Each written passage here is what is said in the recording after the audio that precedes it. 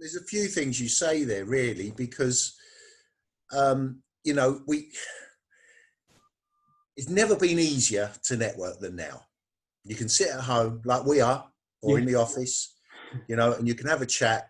You can have your pajamas on underneath, shirt and tie at the top, and you can speak and just for your little bit of period and do what you want outside. Never been easier. You've got another camera on me, Kim. Are you saying? Well, you look fine at the moment, don't worry. But you know what? I remember someone saying to me, you know, when we're kids, what do your parents say to you? Don't talk to strangers. Now you get in business, and in normal times, what you expected to do? Go and network and talk to strangers. It's not something where, you know, we're brought up to do. It's not, you know, we have to learn. It's a skill. Many of us learn. So it's definitely something that sometimes puts us out of our comfort zone. But once we get used to it, it's a great way to do business. But just one thing about networks to remember is nobody goes to a network to buy. So if you're going there to sell, I doubt whether that's going to happen. It's about cultivating relationships. It's not about hunting for business. Yes. I think that's something people do need to remember. It is about cultivating relationships with people. And I've learned as I've gone on that you need at least 14 touch points with people before they'll start to do business with you. You know, it's 14 points of connection to build up that trust.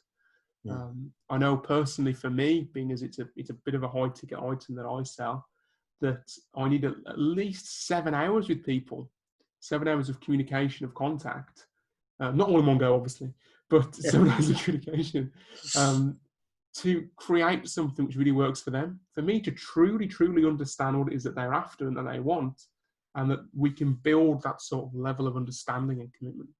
So back onto the introverted extroverted, what advice would you give to someone who's introverted about attending these meetings, how they can get the most out of it?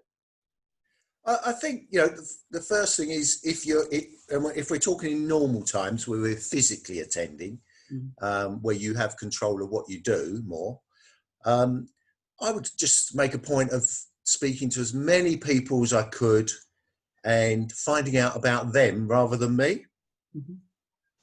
I would just, you know, say, hi, I'm Kim. What's your name? And what do you do, Ashley? Oh, how's business at the moment? Where do you operate? How do you get most of your new clients? Interesting. Just questions about you.